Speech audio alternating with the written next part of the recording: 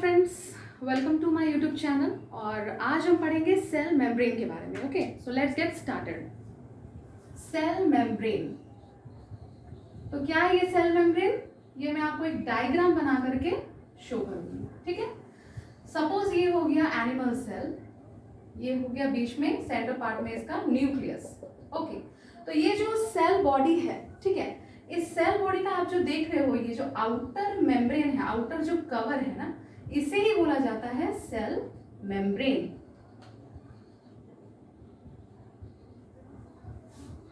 तो कोई भी एनिमल सेल को जब आप बाहर से देखोगे तो सबसे बाहर में क्या दिखाई देगा? सबसे बाहर में दिखाई देगा उसका कवर, जिसे बोलते हैं cell membrane.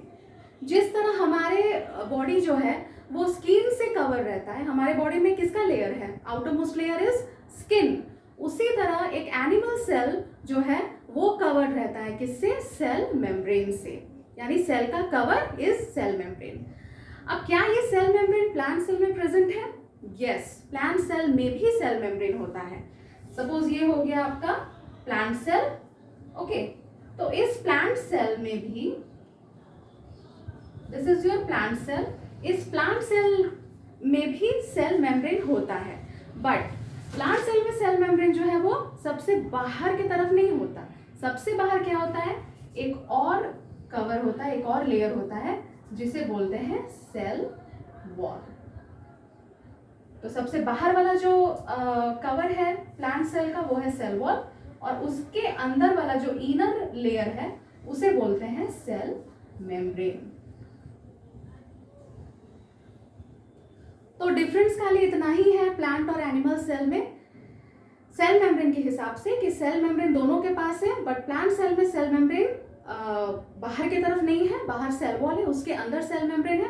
And animal cell में ये जो है ये आउटर मोस्ट लेयर है, यानी एक एनिमल सेल का सबसे बाहर वाला जो पार्ट है, सबसे बाहर वाला जो कवर है वो है सेल मेम्ब्रेन। अब हम इसी सेल मेम्ब्रेन के बारे में जो कुछ भी है वो हम डिटेल में पढ़ेंगे। सेल मेम्ब्रेन को प्लाज्मा मेम्ब्रेन भी बोला जाता है। क्या है इसका दूसरा नाम? Plasma membrane. तो या तो आप इसे सेल मेम्ब्रेन बोलो या आप प्लाज्मा मेम्ब्रेन बोलो, both the things are same. ठीक है, दोनों एक ही चीज के बारे में बता रहे हैं। Cell membrane is equal to plasma membrane. Cell membrane को एक टाइटल दिया गया है। क्या टाइटल है वो? कि cell membrane is selectively permeable membrane. Selectively permeable membrane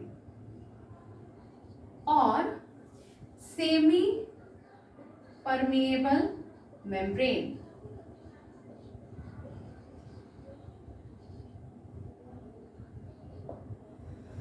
ये जो टाइटल है सिलेक्टिवली परमिएबल मेम्ब्रेन, ये इसे क्यों दिया गया ये टाइटल, ये अभी हम समझेंगे। ठीक है, सिलेक्टिवली परमिएबल मेम्ब्रेन, ये नाम पे आप जाओ, इसका मतलब ये है कि सेल मेम्ब्रेन जो है वो सिलेक्टेड मटेरियल्स को ही अपने अंदर आने देगा या अपने अंदर से बाहर जाने देगा। यानी कोई भी चीज जो है, कोई भी मटेरियल ऐसी सेल मेम्ब्रेन के अंदर नहीं जा सकता और ना ही सेल से बाहर निकल सकता है। सेल मेम्ब्रेन ही डिसाइड करेगा कि कौन सेल के अंदर एंटर करेगा और कौन सेल के अंदर एंटर नहीं करेगा, यानी ये सिलेक्शन करता है। और इसके इसी नेचर की वजह से इसे टाइटल दिया गया है सिलेक्टिवली परमिएबल मेम्ब्रेन। तो वो हम एक डायग्राम से मैं आपको एक्सप्लेन करती हूँ।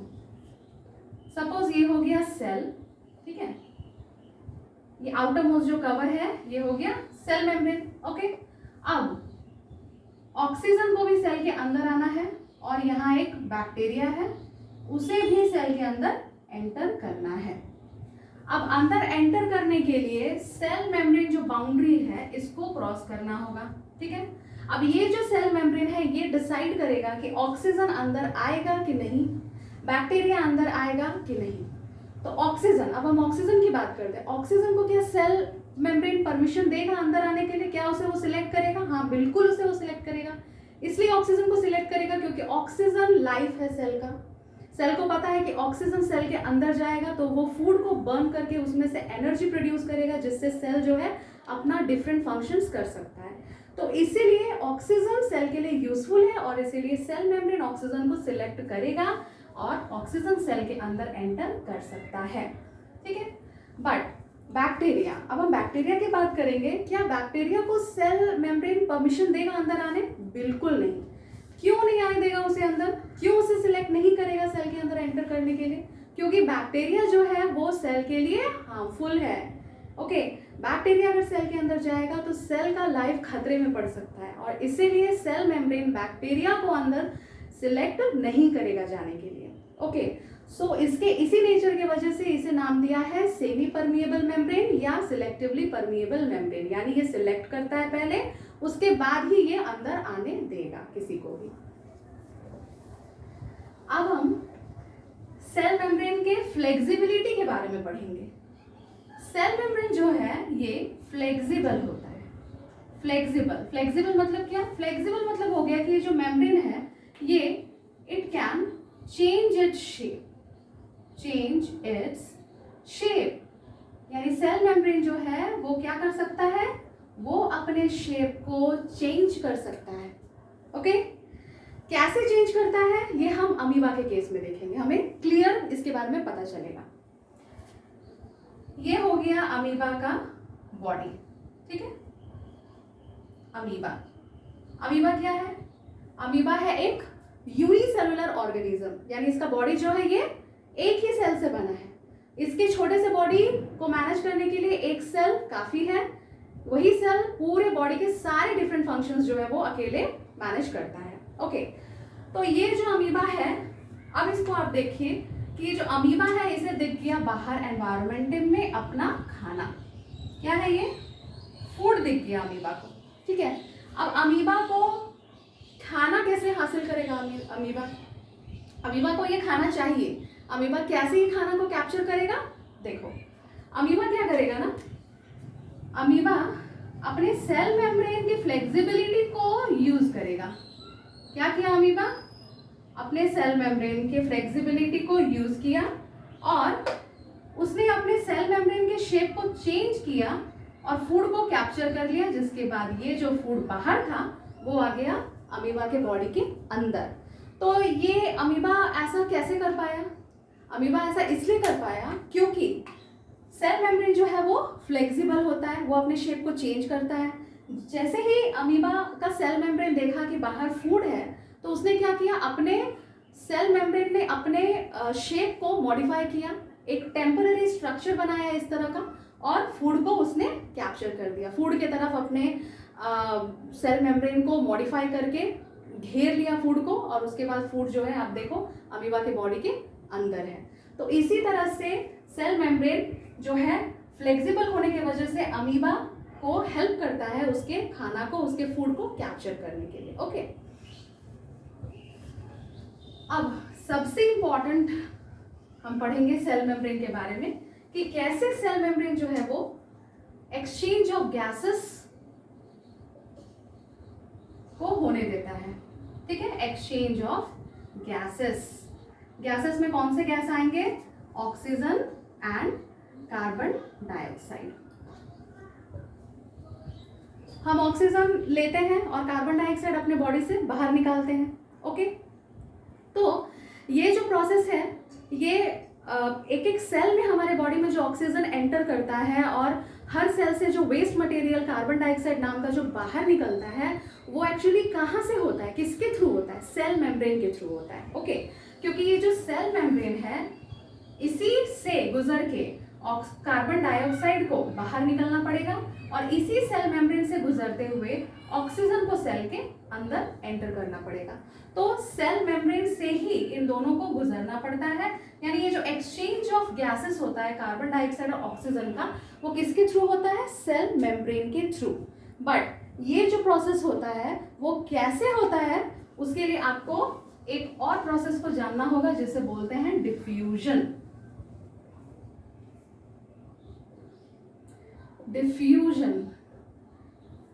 डिफ्यूजन क्या है? डिफ्यूजन है मूवमेंट। किसका मूवमेंट है? मॉलिक्यूल्स का मूवमेंट। किसके मॉलिक्यूल्स का? गैस हो सकता है, सॉलिड हो सकता है, लिक्विड हो सकता है। कौन से डायरेक्शन में वो मूव करेगा? हायर कॉन्सेंट्रेशन से लो कंसंट्रेशन की तरफ। तो डिफ्यूजन क्या है? डिफ्यूजन एक मूवमेंट है। किसका मूवमेंट है? मॉलिक्यूल्स का मूवमेंट है। सॉलिड, लिक्विड और गैस, इन तीनों में से किसी के भी मॉलिक्यूल्स मूव करते हैं, उस मूवमेंट को बोला जाता है diffusion.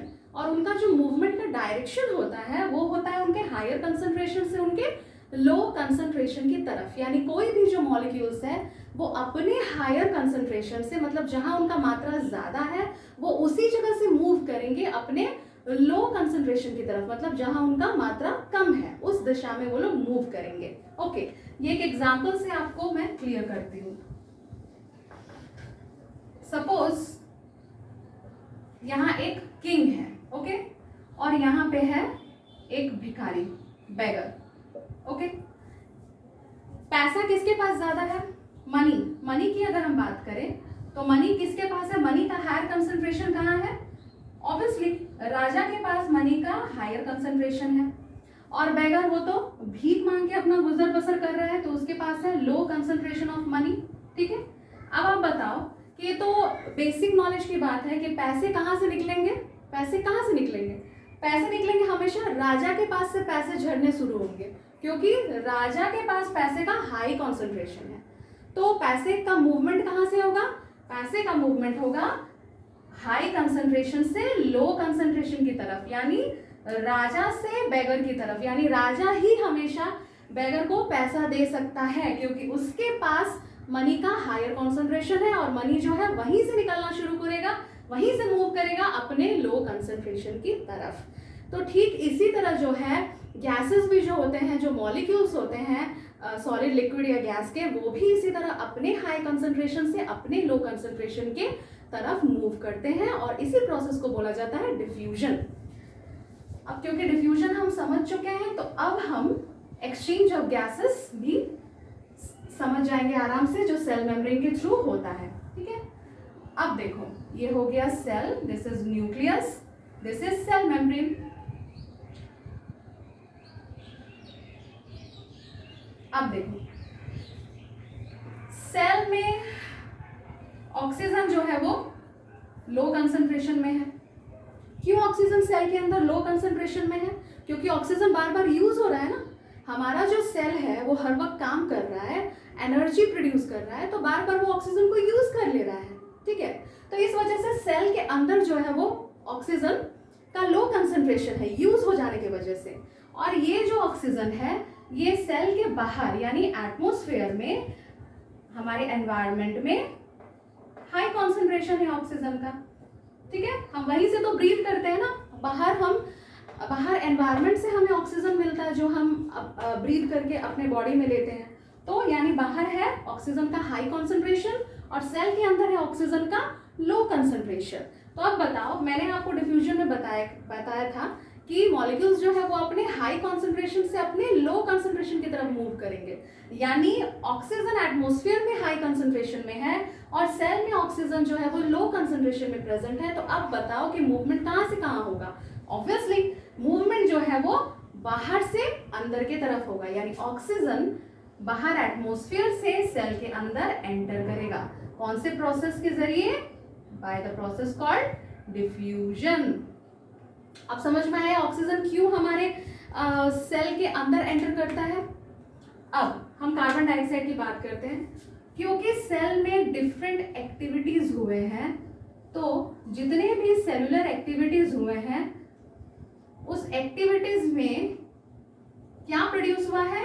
Carbon dioxide. Okay, carbon dioxide produce हुआ है। डिफरेंट जो केमिकल रिएक्शंस, जो बायोलॉजिकल प्रोसेसेस सेल के अंदर डिफरेंट एक्टिविटीज हुए हैं, उसमें कार्बन डाइऑक्साइड वेस्ट मटेरियल के रूप में प्रोड्यूस हुआ है। क्या ये कार्बन डाइऑक्साइड सेल के अंदर ऐसे ही रहना चाहिए? बिल्कुल नहीं रहना चाहिए, क्योंकि ये एक हार्मफुल गैस है। ओके, ये टॉक्सिक है, ये जहर है हमारे बॉडी के लिए, इसीलिए सेल इसको अपने अंदर नहीं रखेगा, सेल इसको बाहर करेगा। क्योंकि सेल में अंदर में कार्बन डाइऑक्साइड का हाई कॉन्सेंट्रेशन है और बाहर में कार्बन डाइऑक्साइड जो है वो लो कंसेंट्रेशन में प्रेजेंट है। तो अब बताओ मूवमेंट जो है वो कहाँ से कहाँ होगा कार्बन डाइऑक्साइड का? ऑब्वियसली सेल के अंदर से सेल के बाहर की तरफ मूवमेंट होगा कार्बन डाइऑक्साइड का। क्यों? क्योंकि अंदर कार्बन डाइऑक्साइड का हाई कॉन्सेंट्रेशन है और बाहर कार्बन डाइऑक्साइड का लो कंसंट्रेशन है। तो कार्बन डाइऑक्साइड के जो मॉलिक्यूल्स हैं वो अपने हाई कॉन्सेंट्रेशन से यानी सेल के अंदर से अपने लो कंसंट्रेशन की तरफ मूव करेंगे, यानी सेल के वो बाहर चले जाएंगे। तो कुछ इसी तरह डिफ्यूजन प्रोसेस के जरिए सेल मेम्ब्रेन के थ्रू एक्सचेंज ऑफ गैसेस होता है, और ये होना बहुत ज़रूरी है क्योंकि इसी पे हमारा लाइफ जो है वो डिपेंड करता है। अब हमने सेल मेम्ब्रेन के बारे में काफ़ी सारी चीज़ें पढ़ ली हैं, तो अब हम डेफिनेटली इसके फंक्शंस भी बना सकते हैं। सो अब वन बाय वन हम एट लास्ट इसके फंक्शन को देख लेते हैं। ठीक है,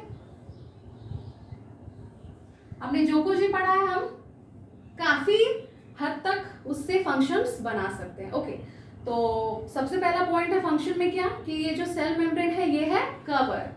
मैंने बताया था कि ये कवर है, और कोई भी अगर किसी चीज़ का कवर होता है तो वो क्या करता है, उसको प्रोटेक्शन प्रोवाइड करता है। क्योंकि सेल मेम्ब्रेन कवर है सेल का, इसीलिए उसने दिया सेल को protection. So this is the first function of cell membrane. अब सेकेंड पॉइंट क्या है फंक्शन में, कि ये जो सेल मेम्ब्रेन है ये है, मैंने पहले भी बताया था कि ये सिलेक्टिवली परमिएबल मेम्ब्रेन है। ठीक है, सिलेक्टिवली परमिएबल मेम्ब्रेन है। सिलेक्टिवली परमिएबल मेम्ब्रेन होने की वजह से ये क्या करेगा, ये हार्मफुल सब्सटेंस जो है उसको एंटर करने नहीं देगा अपने अंदर। हार्मफुल सब्सटेंस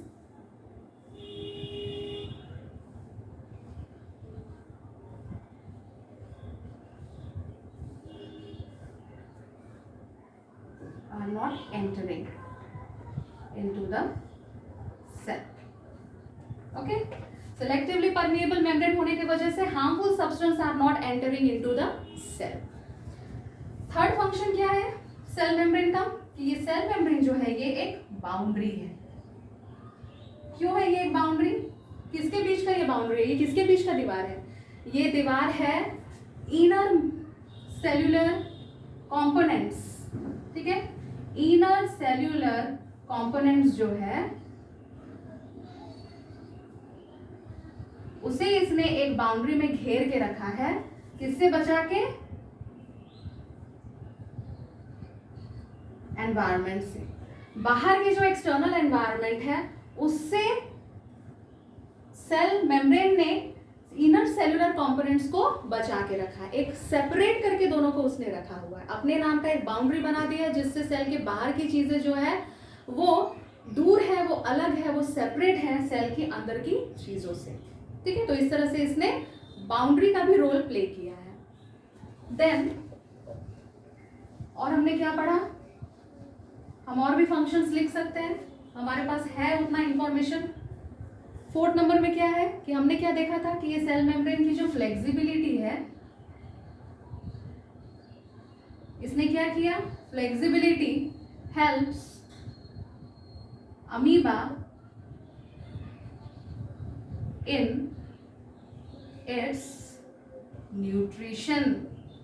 अमीबा का जो न्यूट्रिशन है उसमें सेल मेम्ब्रेन की फ्लेक्सिबिलिटी की वजह से ही अमीबा ने अपने फूड को कैप्चर कर पाया। Okay, and last but not the least, exchange of gases. Cell membrane के through exchange of oxygen and carbon dioxide possible हो पाता है, जो कि लाइफ की कंटिन्यूटी के लिए बेहद ज़रूरी है। So this is all about cell membrane. और इसमें अगर आपको कहीं भी कोई भी डाउट है तो डेफिनेटली आप इसको कमेंट सेक्शन में बताना मुझे, मैं इसे फिर से आपको क्लियर करूंगी आपके डाउट्स को। एंड आई होप कि आपको वीडियो पसंद आया होगा, और अगर आपको पसंद आया है, अगर मेरी इन्फॉर्मेशन आपको यूजफुल लगी है तो डेफिनेटली आप चैनल को सब्सक्राइब करें, लाइक करें एंड शेयर करें। Thanks for watching.